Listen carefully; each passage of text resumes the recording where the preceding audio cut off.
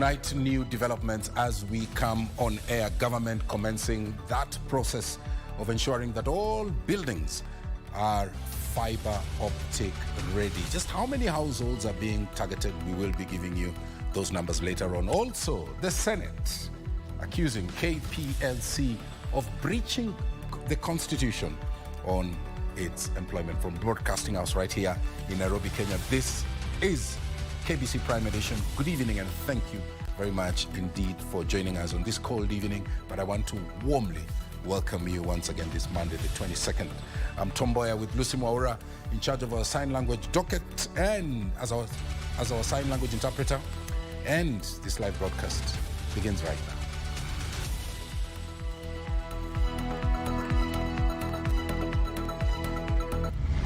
We agreed that the union leadership goes back to report to their council and their membership so that they can ratify for us to come and sign the return to work agreement. White smoke billows. Striking doctors expected to sign a return to work deal with government tomorrow. A possible humanitarian crisis. Families in 26 counties likely to be displaced by effects of the ongoing heavy rains.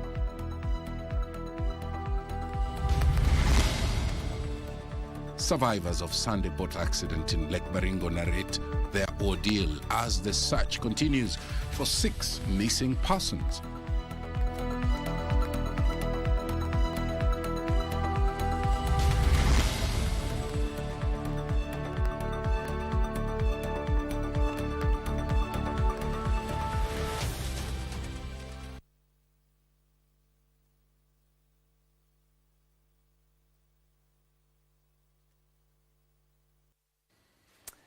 Many thanks indeed once again for joining us. Our socials, if you want to interact with us, at KBC Channel 1. Now, the much anticipated deal between government and doctors aimed at ending the ongoing strike failed to materialize Monday, with the government now giving doctors until Tuesday to conclude their discussions, which will give a way forward to the ongoing strike. According to the head of public service, Felix Koskei, the government expects doctors to sign a return to work formula on Tuesday, that's inside 24 hours, with negotiations having already achieved 96% of the desired outcome. This as doctors insist that government must show goodwill to end the strike. Joseph Wahungu opens our coverage with the latest update on that strike story. After a day-long wait for the doctors' union officials to sign a return-to-work agreement, the government has seemingly been obliged to wait a bit longer to have the medics resume their duties. Head of Public Service Felix Koskei says the government side had agreed to postpone the signing slated for Monday to mark the end of a month-long strike. He agreed that the union leadership goes back to report to their council and their membership so that they can ratify for us to come and sign the return to work agreement. According to Koskei, most contentious issues concerning the strike have been resolved, and the government is waiting for KMPDU to conclude ratification of the same with their members. Concerning the sticking issue, it's something that we discussed yesterday, and now they are continuing with their meeting, and we have to have our meeting tomorrow. So we don't want to preempt any, and we don't want to set up anybody. So wait for tomorrow's pronouncement. Koskei, however, refused to divulge the details of what was agreed concerning intern doctors' demand for 206,000 shillings remuneration. We are almost at the tail end of this process, so we are waiting for the affirmation. As we've all agreed that we will reconvene tomorrow for the final signing, and we're looking forward to the strike being called off. Thank you. A return-to-work formula drafted by representatives of both sides is now a subject of discussion by the Doctors' Union KMPDU officials, who are expected to take a vote this evening on whether to call off their strike. For Prime Edition, I'm Joseph Wahungu. To the update of the flood situation in the country, at least 2 people have died in separate flooding incidents as heavy rains continue to pound across the country. Transport at the border of Kiambu and Machakos counties was cut off after River Athi burst its banks and flooded the main bridge at the Donyo Sabuk. Khalid Abdullahi has an update on the floods as a weatherman in the latest update says that heavy rains are expected to continue pounding the country. This was the situation along the Kiambu-Machakos border. River Athi burst its banks, spilling its contents on the road, disrupting traffic on the main bridge at Donyo Sabuk. Business persons and motorists using the link road to transport food items, construction materials, among other items, were struck at both sides of the road. The devastating effects of the ongoing heavy rains has since seen a section of the traders shut down their businesses. Residents say the perennial problem requires prompt and permanent intervention, urging the government to expedite their relocation to avert deaths as the rain continues to pour. Ukiangalia hapa chini penye hii daraja penye imejaa maji, already imepumulewa na maji. Tunaomba serikali ukiangalia paka pale mwisho gari haziwezi kupita. Boda haziwezi pita hapa. Najua government iko na solution. Government iko na solution. Kama unaona daraja iko pale isha katika nusu, next thing hatujui ni nini. Na hapa kuna pita marodi za mawe zinatoka huku Cheleni. Kuna pita marodi za chakula za kubeba maybe chakula na vitu mingi zinapitianga hapa. Elsewhere, hundreds of tenants in a Ruaka apartment have been urged to vacate the apartment after a perimeter wall collapsed, killing 1 and injuring 17 others. The owner of the building is on the spot for alleged encroachment of the riparian land. Area leaders want the county government to move with speed and stop construction of buildings along riparian land. Kuna ile sehemu tunaita riparian land. Watu sasa siku hizi wameanza kujenga mpaka huko. Kwa hivyo mimi ningeuliza waziri wa manyumba na mipango aendelee kuleta kikosi yake ground, tuende tukiangalia zile nyumba ambazo zote zimejengwa katika karibu na njia za maji, ndio tuzuie mikasa kama hii. Similar scenes were witnessed in Nairobi after River Ngong and Nairobi River burst their banks, resulting in flash floods in Kibra, South C, South B, Mukuru Kwanjenga, Mukuru Kayaba, Ruben, Kawangware, Mathare, Viwandani and Kilimani.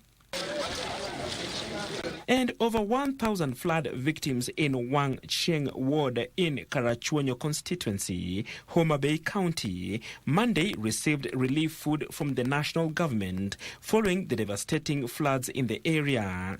Cabinet Secretary for Water Zakaria Njeru, who spoke during the exercise, said that the government had donated the foodstuff to assist families who are currently in camps. Wale watu ambao wanafaidika ambao wamekuwa displaced so far ni watu 1,057 na 57, lakini bado tunazidi kuangalia wengine ambao pengine hawajaweza kuingizwa katika orodha ile.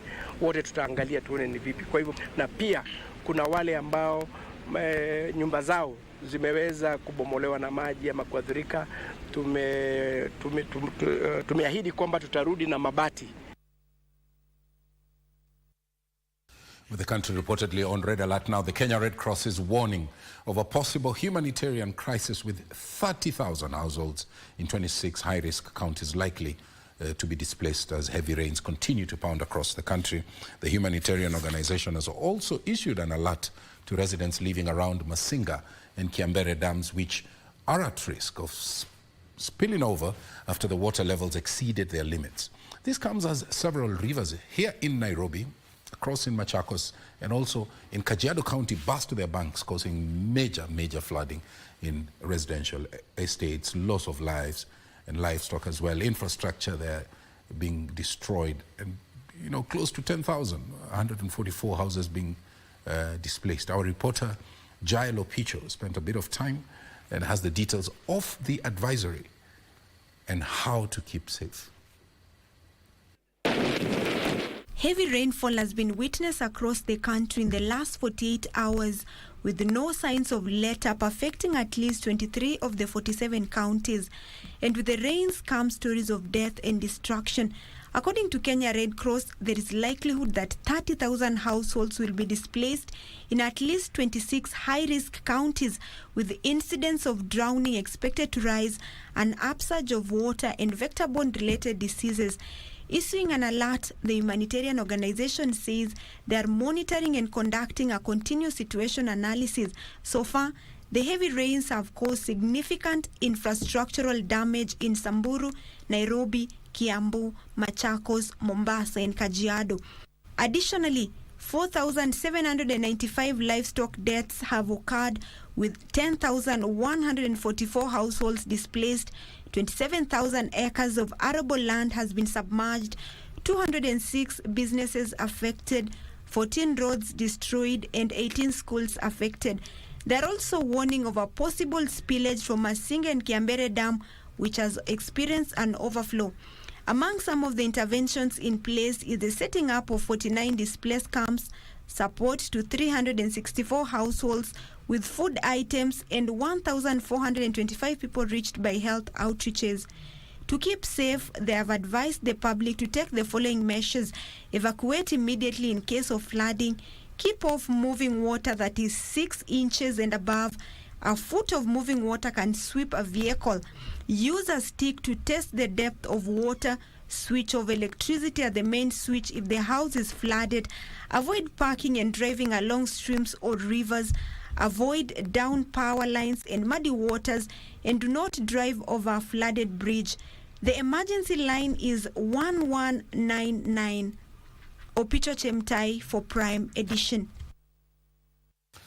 Well, Gladys Mungai is now giving us an account of the survivors of the weekend Lake Baringo boat accident, who now want government to reinforce the search and rescue operation amid intensified efforts by the Kenya Red Cross to trace 6 people that are still missing. The survivors, who narrated the Sunday ordeal, want government to bolster emergency response capabilities. How? By providing a dedicated water ambulance to tackle future tragedies on the lake. Here is that report. As the operation to rescue 6 people whose boat capsized in Lake Baringo intensify, survivors of the ill-fated vessel have narrated the ordeal as the mission enters day 2. Mimi watoto wangu walikuwa watoto 4. Sasa kijana moja firstborn na wasichana 3.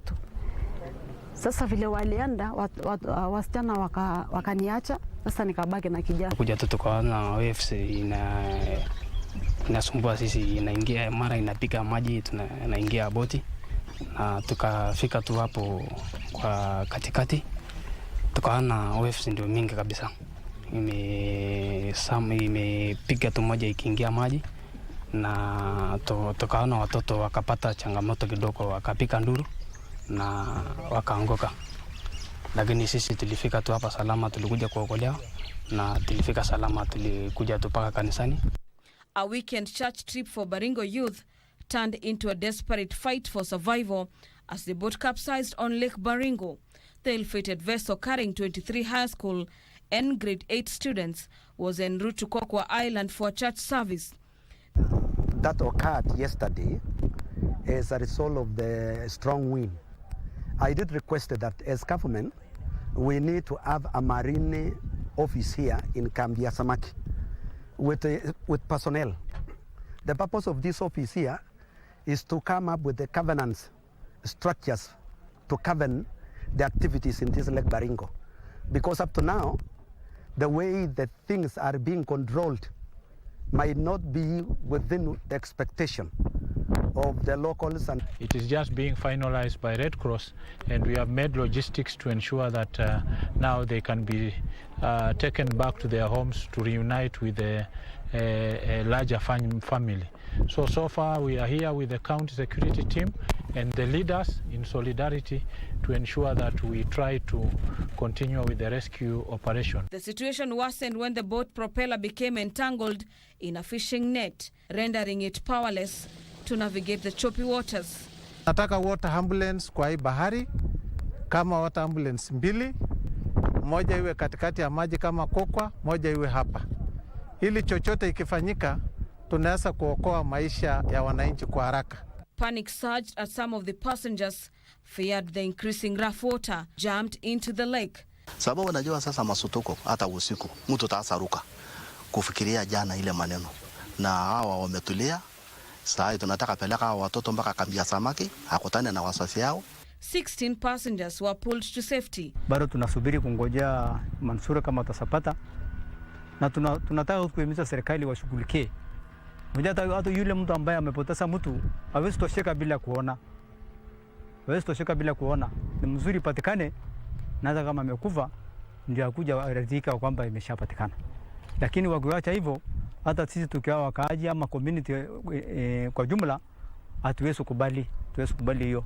The capsized boat has been towed to the shore, serving as a grim reminder of the fragile balance between faith and misfortune that unfolded on these waters.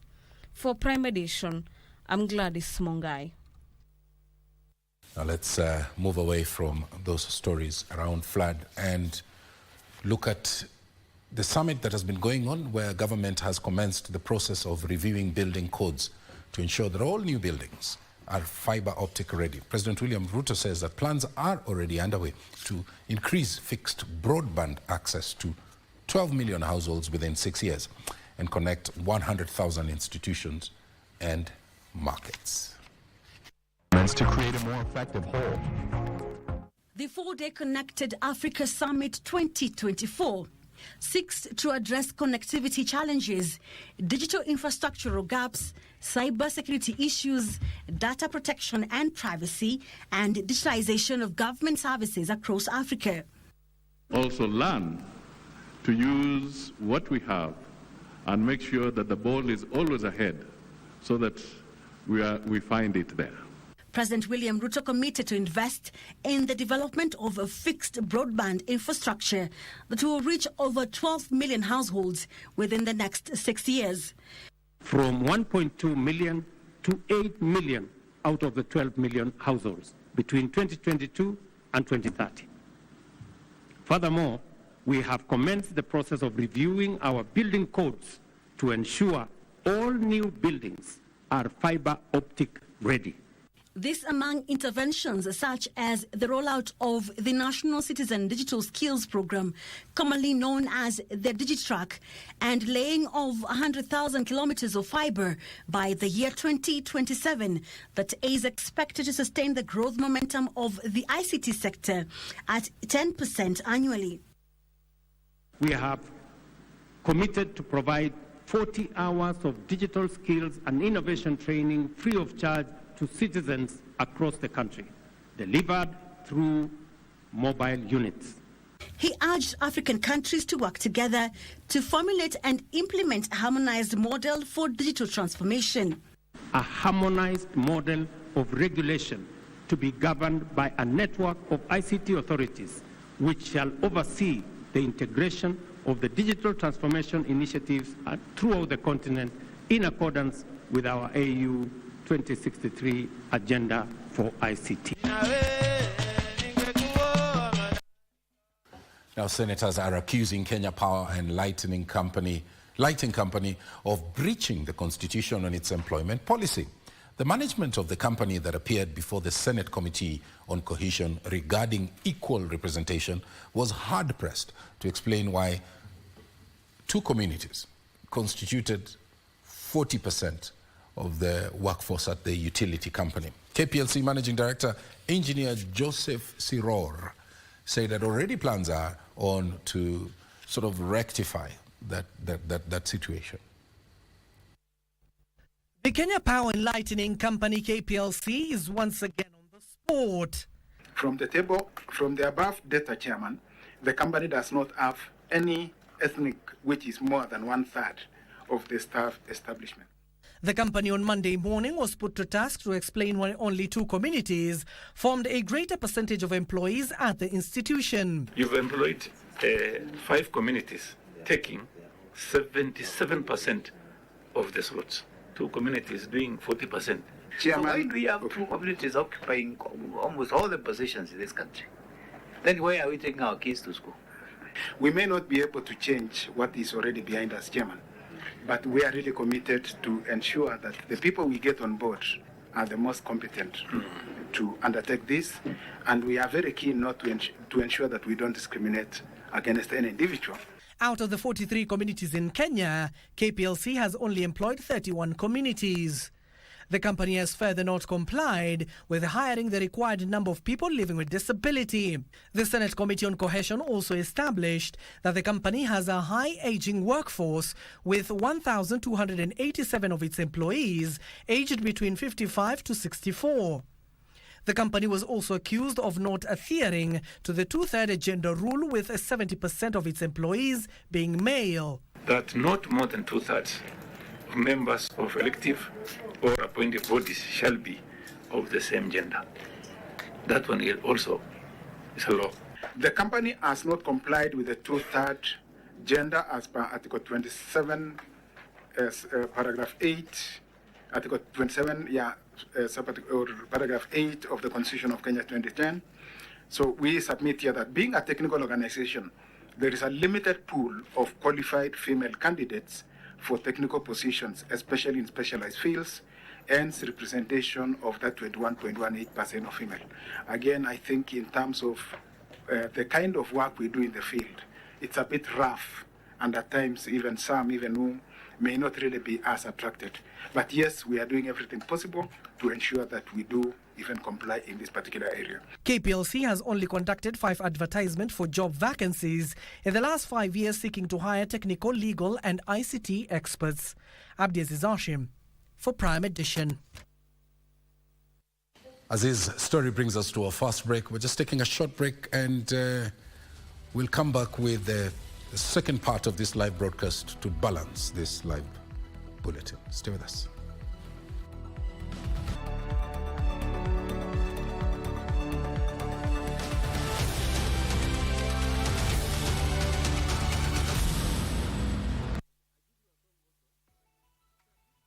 Tumewakumbuka. Kenya Revenue Authority is writing off penalties and interest on outstanding tax debt for tax periods up to 31st December 2022. Act now. Pay off your outstanding tax debt in easy installments by 30th June 2024 and watch those penalties and interests vanish. Scan the QR code or visit the KRA website for guidelines on how to apply. You can also call us on 0711 099 999 or visit any of the nearest KRA offices. This is a once-in-a-lifetime opportunity to set your tax records right. Anza upya na KRA Tax Amnesty. Kenya Revenue Authority. Tulipe ushuru, tujitegemee. Third-party insurance is mandatory under the law. It covers death or bodily injury to passengers, death or bodily injury to pedestrians, and damage to third-party property. Third-party policy does not cover the loss or damage by fire, theft, and accident to the vehicle. It also does not cover the owner of the vehicle and the driver. Consider taking a personal accident to cover driver and owner of the vehicle. Motor vehicle insurance cover is not transferable. When you sell your vehicle, remember to cancel your policy. Read and understand the terms and conditions of your policy. This message is brought to you by the Insurance Regulatory Authority, IRA. Bima bora kwa taifa.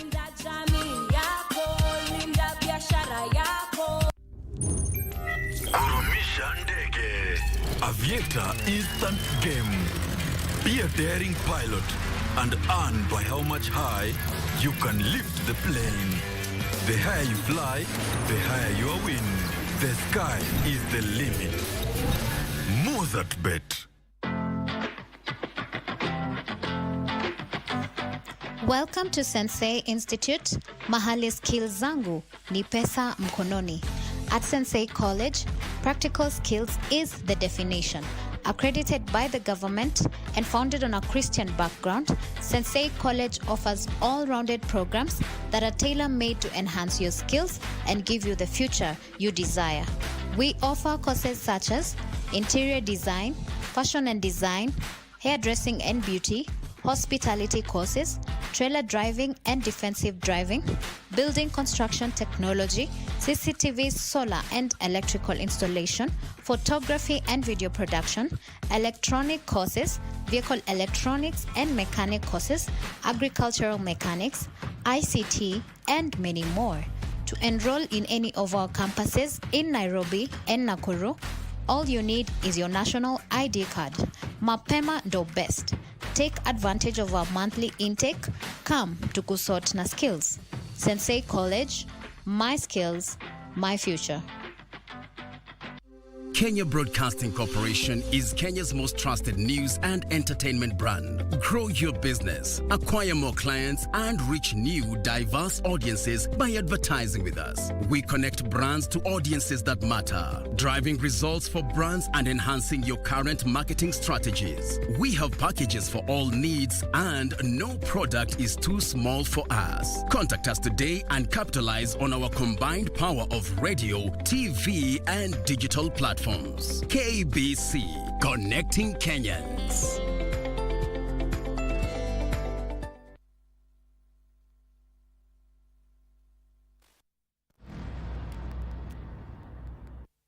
Welcome back, our socials at KBC Channel 1. Moving on, Interior Cabinet Secretary Kithure Kindiki has called for enhanced mop-up of illicit arms and weapons in the hands of unlicensed civilians to combat security threats that are facing the region effectively. The CS pinpointed that Africa holds the potential to lead and thrive in the fifth industrial revolution, but its progress was being hampered by insecurity that's fueled by the proliferation of small arms.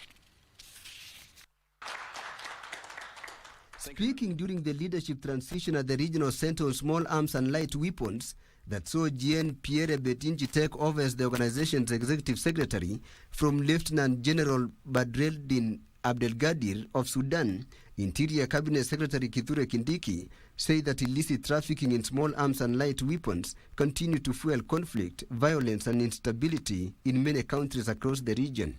Violence and instability, whose main fuel is small arms and light weapons in the hands of criminals and other unauthorized organizations and persons. Kindiki, who is also the chairperson of Rexha Council of Ministers, urged the globe to find ways of curbing illegal business of small arms and light weapons. We in this part of the world have a challenge to find ways of comprehensively and permanently eradicating illicit trafficking in small arms and light weapons. Later, the Cabinet Secretary visited Nyayo House to update himself on the passport backlog progress. The CS said the government has acquired new printers that have since increased production capacity. Our capacity now to print passports has been enhanced tremendously. Number two, all the supplier debts have been paid, so we are good. We have enough booklets. Now, the Law Society of Kenya is now threatening to petition Parliament to take action on Agriculture Cabinet Secretary Mithika Linturi over concerns surrounding the implementation of the National Fertilizer Subsidy Program if he fails to act. Led by LSK President Faith Odhiambo, the body now wants Linturi to deal with claims of fraud in the implementation of the program and have farmers who have received substandard fertilizer fully compensated. The Law Society of Kenya is accusing Agriculture Cabinet Secretary for allegedly failing to deal with the runaway fraud and corruption in the implementation of the National Fertilizer Subsidy Program. We need to see recommendations being made on how can farmers who have since been affected by this scandal be given reparations for the same. Led by LSK President Faith Odhiambo, the body regrets that farmers' outputs and income are at jeopardy following the substandard fertilizer supply to farmers. We want a proper investigation done and an audit report tabled to members of the public. We need clear explanations and not sideshows on what has since happened. Na hili ni jambo ambalo ni muhimu sasa sana kwetu kama nchi kwa sababu inaenda kwenye kina cha chakula chetu kama nchi. So ni muhimu achunguze na wale ambao watapatikana wana makosa wachukuliwe adhabu. The body threatening to petition Parliament to call for the immediate removal of Agriculture Cabinet Secretary from office for what it claimed to be violation of the Constitution.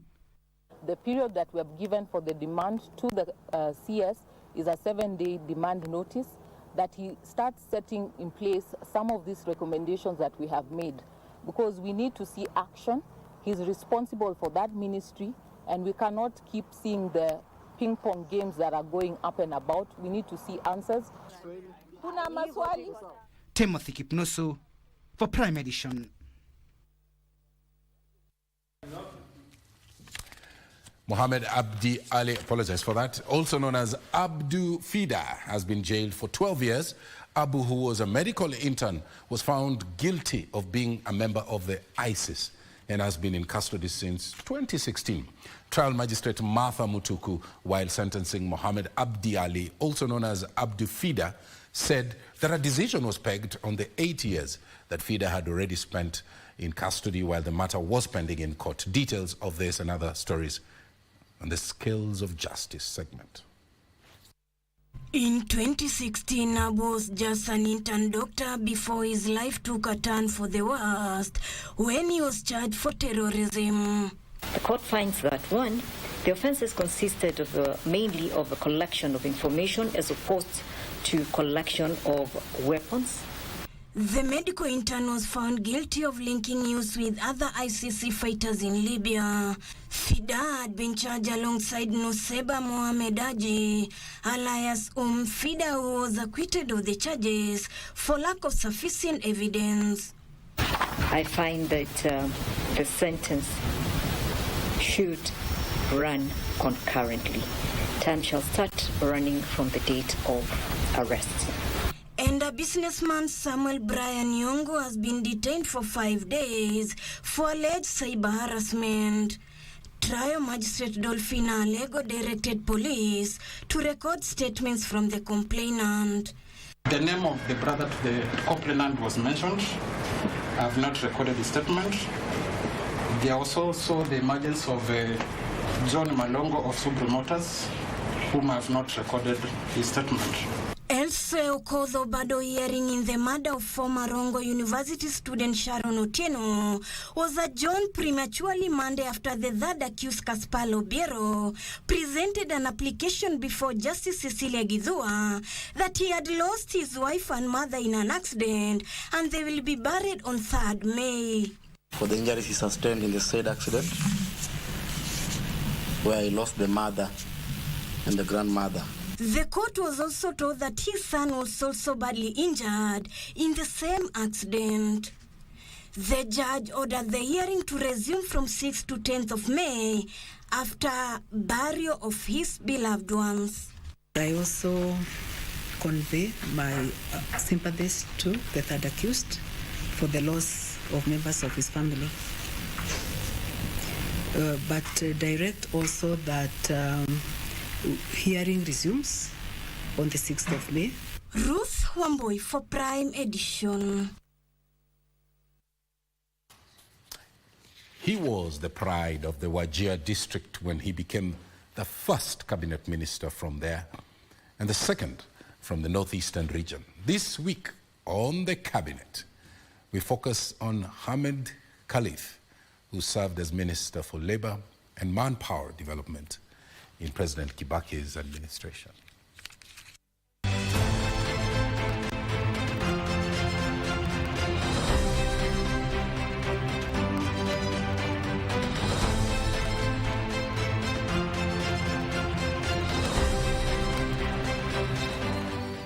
Born in 1950 in Wajir, Ahmed Khalif attended Wajir Government School for his primary education. He later went to Wajir Secondary and Nairobi High School before joining the University of Nairobi for a journalism course.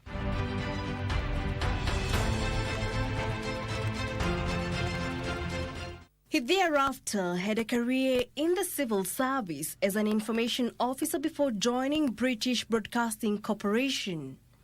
Before joining politics, Khalif came from a long line of leaders. His father was one of the first African inspectors of police in Kenya and later a chief, while his eldest brother, Abdirashid Khalif, had been to the Lancaster independence talks as a special representative of the Northern Frontier District.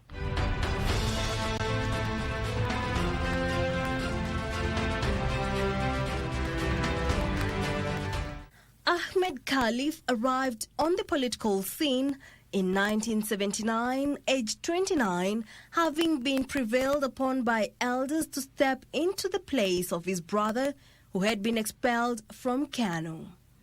Khalif was re-elected in 1983 and was soon embroiled in the heated politics following the Wagala massacre.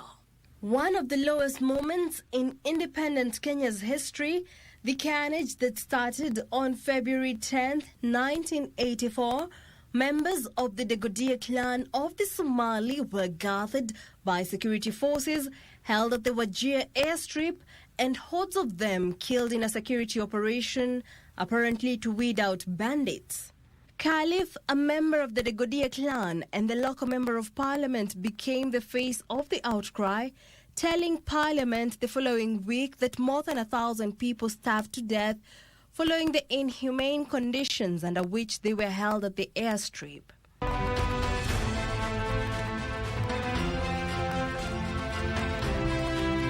He was again the face of the resistance against the so-called red cards, special identification documents which Kenyan Somalis were required to carry to distinguish them from those of Ethiopia and Somalia. Khalif opposed it as unconstitutional and hired lawyer Muhammad Ibrahim, now Supreme Court judge.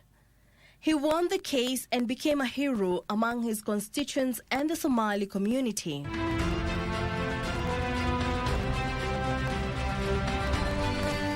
As expected, he joined other opposition stalwarts ahead of the first multi-party elections in 1992. But feeling threatened by the onslaught from the likes of Kenneth Matiba, Oginga and Kibaki, President Moi pleaded the Degodia elders to prevail upon Khalif to return to Kano.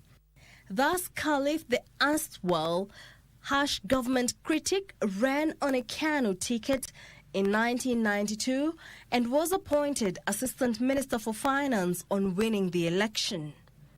In 1997, he was defeated by Walia Aidan Canaan of Safina, but would bounce back in 2002.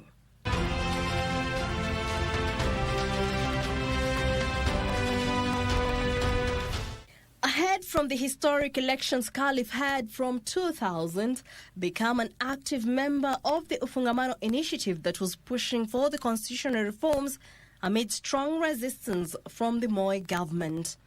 He rode on this campaign and on memories of his defense of the identity cards to win the seat despite running on as a NAG candidate. After his win in 2003, he was appointed Labour and Manpower Development Minister, the only one from the Northeastern Province in the lineup. This ultimate admission to the centre of government after decades of struggle in the peripheries were cut short when he died in a plane crash that also killed 2 pilots in Busia on January 24, 2003.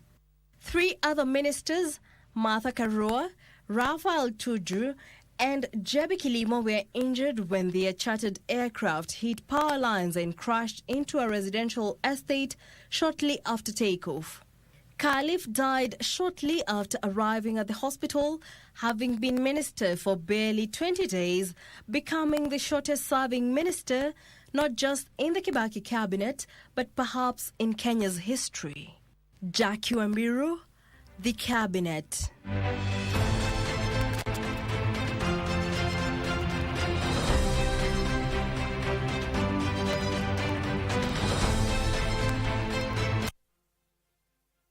Of course, earlier on in the broadcast, we looked at the floods update, the red alert within the country, and what the Lake Baringo survivors spoke about. Kenyans now being urged to embrace planting of indigenous trees as one of the ways of mitigating the effects of climate change. Eco-champion Isaac Ndirangu saying that tree planting is one of those ways of mitigating against the effects of adverse weather like the flooding that's currently being experienced in different parts of the country.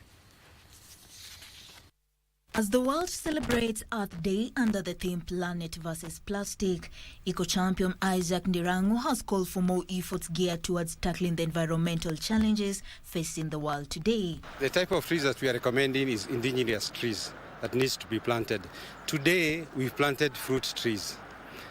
You find that the fruit trees have 2 or more benefits in terms of you'll get something out of that tree. And the same tree is also going to take care of our environment.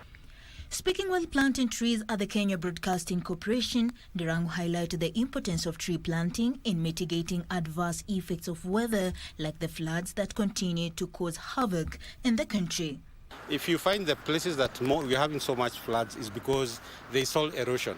And simply it's because the trees have not been planted in those areas. And that is what now we are trying to practice now. As we start here at KBC, we are going to go to all those other places and see how we can plant more trees just to support the soil table to ensure that there is no erosion and there is no flooding that is going to take place. He further urged Kenyans to heed the call by President William Ruto to plant more trees to reach the target of 15 billion trees by the year 2032. And we recommend the government to also sensitize all Kenyans in regards to this initiative. It is key because otherwise, if you don't plant trees, it's going to finish us as a population. Pauline Nasimiu for Prime Edition.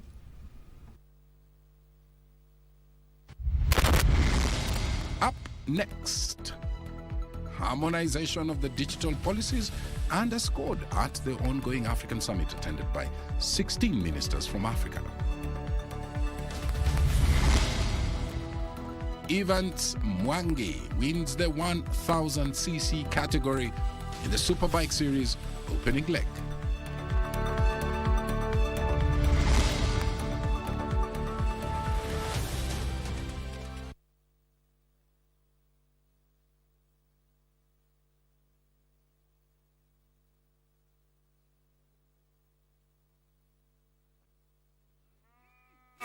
Shamba ni mbili, yako ni gani? Kwenye star 570 hash. Every 100 shillings unayotumia kwa Lucky Game inakupa 1 entry point ya kuingia kwenye drum ya draw ambayo inakupa fursa ya kujishindia moja kati ya shamba hizi mbili.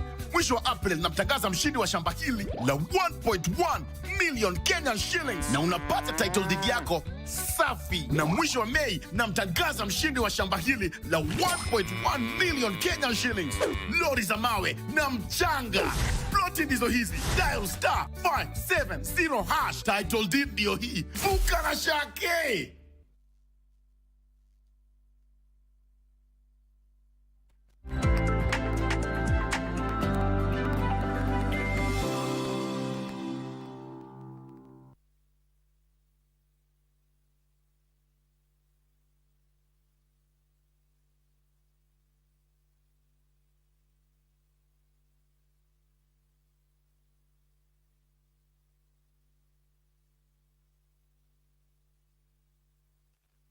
Thank you for staying with us. My name is Wairimu Jenga. I take you through the business news of the day. And we stay with Connected Kenya, where ICT policymakers from across Africa should be at the forefront to chart a roadmap that will accommodate scalability in the digital landscape. Information, communication, and the Digital Economy Cabinet Secretary Eliud Owalo says there is need to harmonize policies and laws that support effective exploitation of digital opportunities. Trevor Ngendo attended the Connected Africa Summit, where over 16 ministers from Africa attended, and files the following report. Inconsistent, inadequate government policies and regulations pose major challenges in ICT adoption and usage. To effectively address such challenges, Africa needs to embrace solution-based technologies tailored to its unique needs, but first foster concerted efforts to address the digital divide. We are looking at matters of connectivity. How do we ensure everyone in the continent is connected? Because in the face of digitalization, it is no longer justified that we will be asking the African people to visit government offices to consume government services. Other issues the policymakers want to explore include strategies to reduce cost and increase accessibility, such as incentivizing private sector investment and promoting competition in the telecommunications industry. We need to move together as Africa so that we come up with policies, laws and regulations that speak to each other. Digital transformation is no longer a choice. It's a necessity, just like a water utility, just like any other utility that we use at home. Africa has a low internet penetration rate of just 36%. This is despite the youth driven by their bold creativity and indomitable entrepreneurial spirit, pioneering advances in fintech, agri-tech, renewable energy and digital services. Kenya is actually full of success stories of companies applying technology to aquaculture.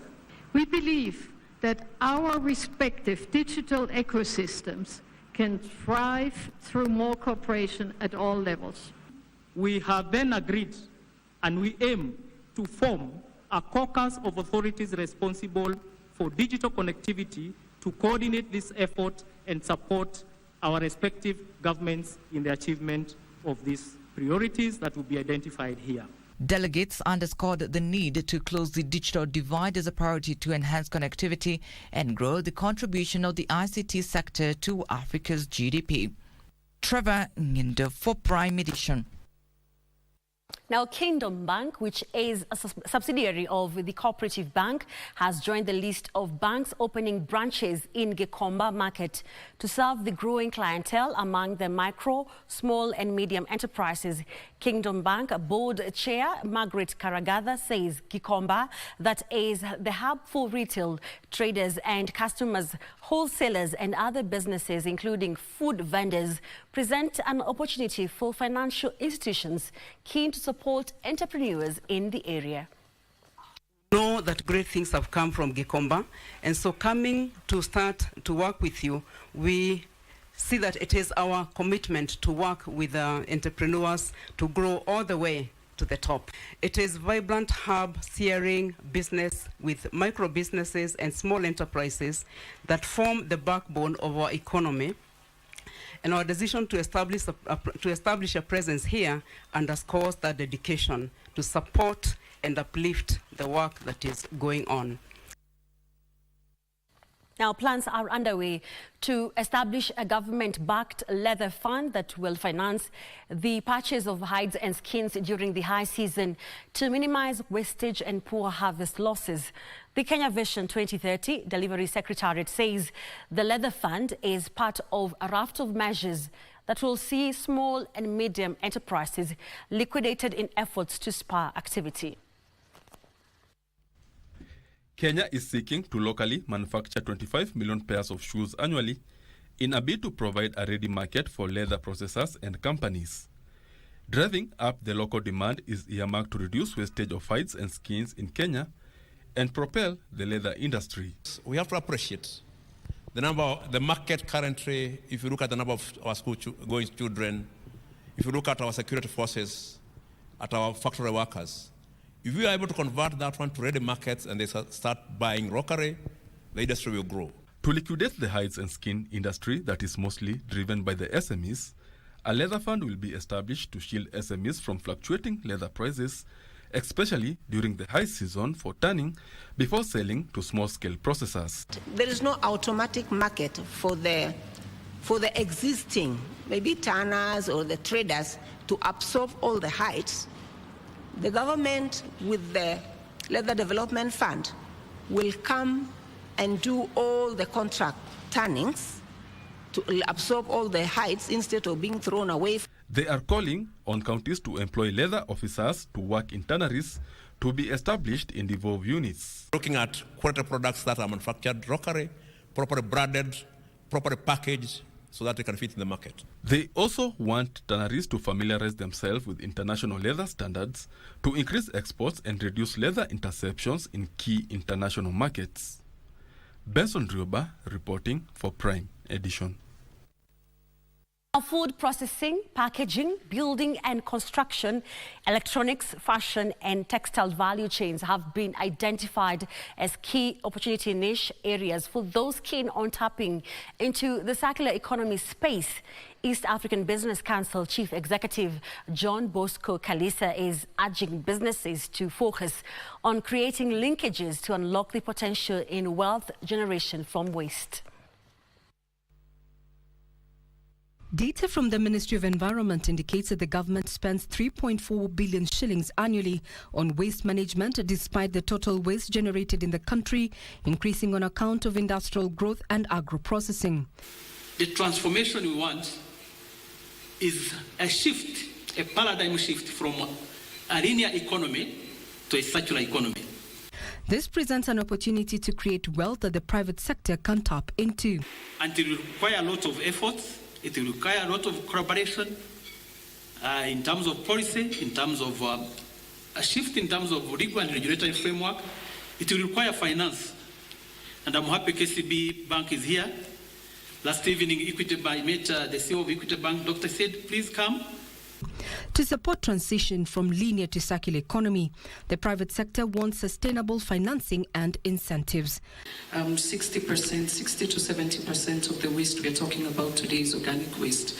And that's where we really need to look at the innovation that we need to put in place to make sure that it doesn't stay in the environment. And of course, there's a lot of initiatives that are ongoing to support this. They are advocating for increased sensitization on proper waste management, behavior change and compliance to the National Sustainable Waste Management Act to increase value extraction from waste and thus making waste a resource. Regina Manya reporting for Prime Edition. That marks the end of business news tonight, but do stay with us. We have Daniel Wahome with the day's sports. Tomorrow we continue with the coverage of Connected Africa Summit. Join me then as well. My name is Wairi Mujenga. Have a good night.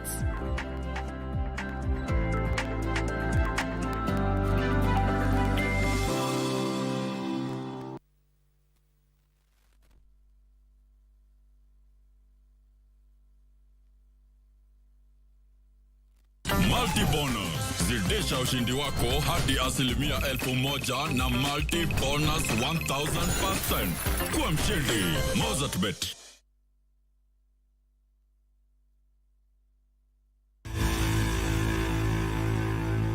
Sports News is brought to you by Mozart Bet.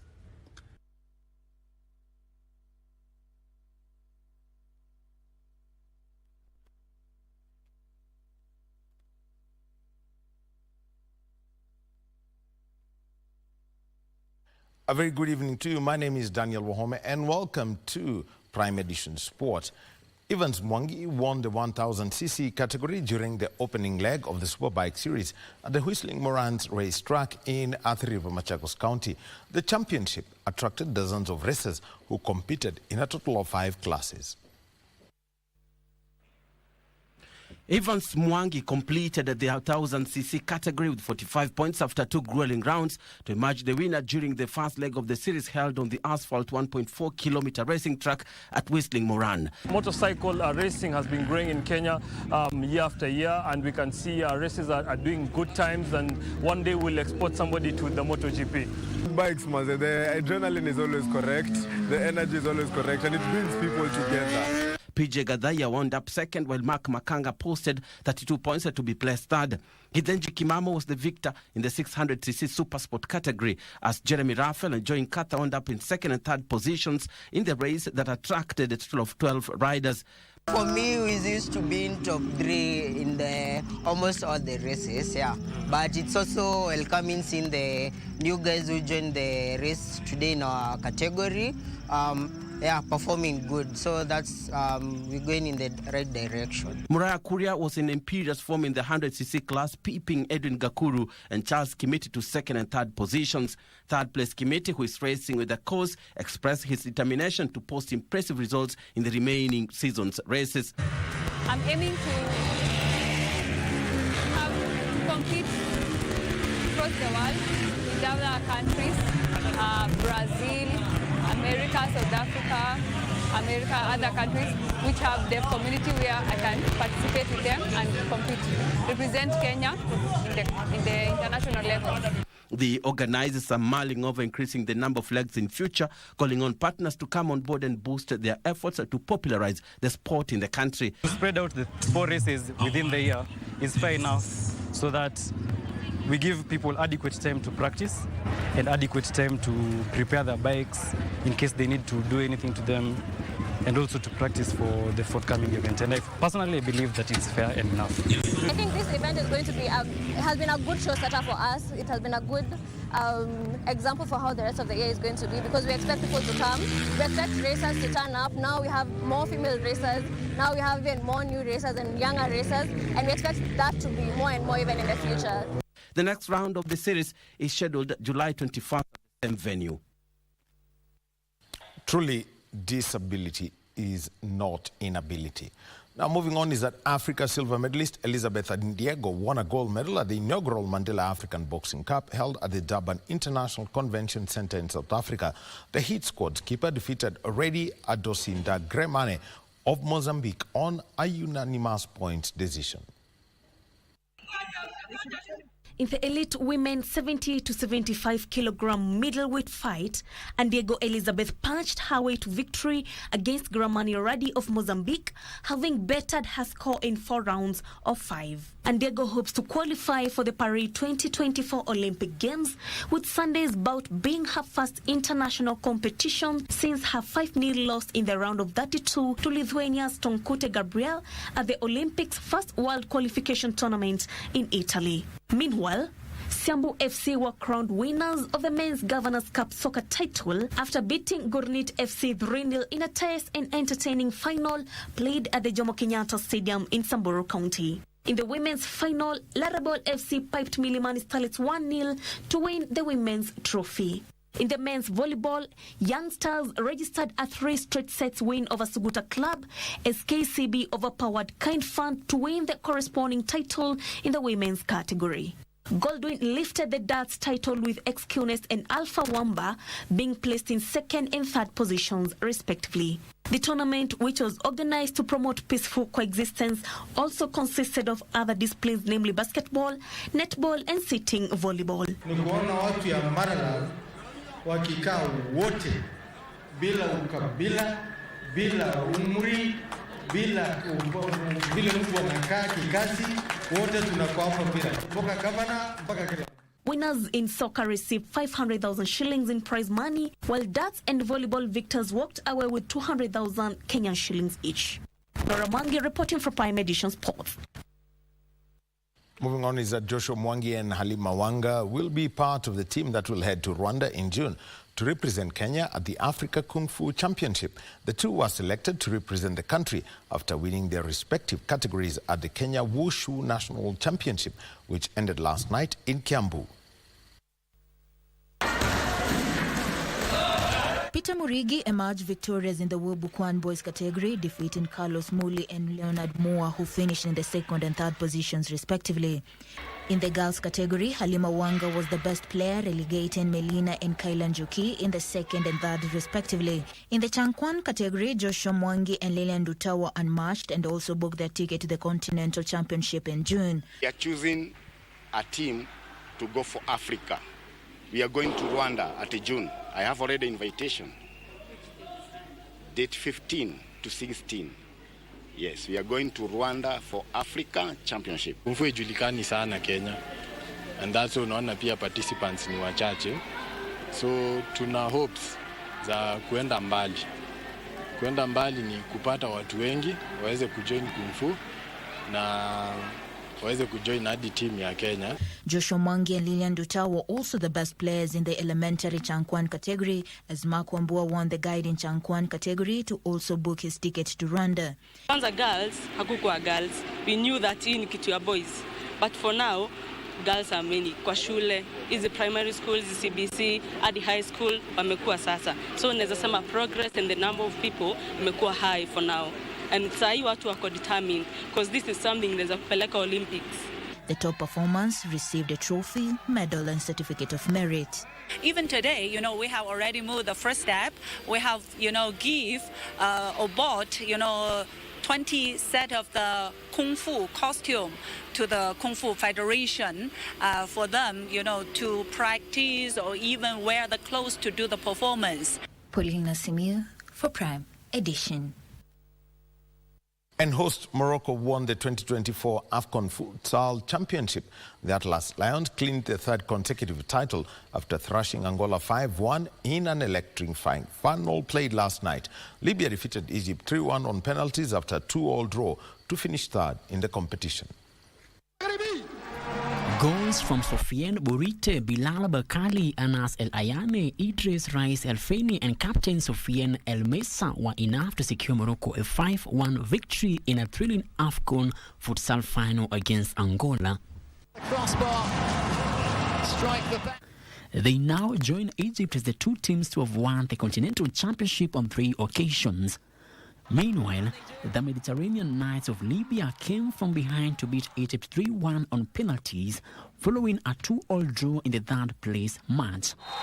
And it's all over. Libya seal the bronze medals position. Morocco, Angola and Libya will represent the continent at the FIFA Futsal World Cup in Uzbekistan later this year.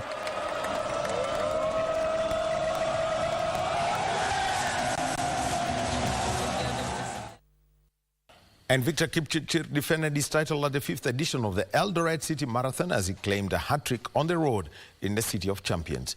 In the women's race, Emily Chepkemoi took the women's crown in a time of 2 hours, 30 minutes and 14 seconds, becoming the 5th winner of the marathon since its inception in 2018. Victor Kipchirchir, who holds the Eldoret Marathon course record of 2 hours, 8 minutes and 56 seconds recorded at the 2021 edition, timed 2 hours, 12 minutes and 49 seconds to claim victory in the 2024 edition, beating Felix Kipsang, who came in second in 2 hours, 12 minutes and 52 seconds, while Evans Kipruto timed 2 hours, 13 minutes and 16 seconds to close the podium. Wasingishu ni nyumbani, nilisaliwa Wasingishu. So hata hiyo watu ya nyumbani wakiwa hapa, hiyo ndio at least inanipea ni furahie na marafiki. Emily Chepkemoi, who won the 2022 edition of the Kakamega Forest Marathon, maintained her winning streak in the Eldoret City Marathon by clocking 2 hours, 30 minutes and 13 seconds. Akeno Matha finished second in a time of 2 hours, 31 minutes and 22 seconds, while Joan Jepkos-Gay settled for third position in 2 hours, 34 seconds and 16 seconds. 2022 nilikimbia hapa, nilikuwa position 4. Sasa nilikuwa na moyo wa kushinda siku ya leo. Nilikuwa naomba Mungu nipate 3. Nora Mwangi reporting for Prime Edition Sports.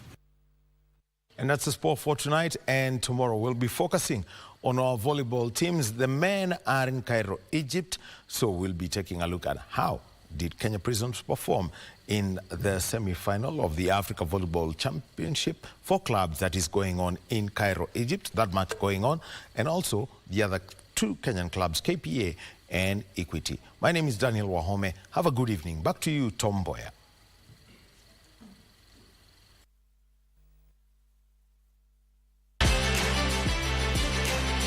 Sports News was brought to you by Mozart Bet. You can lift the plane. The higher you fly, the higher your win. The sky is the limit. Mozart Bet.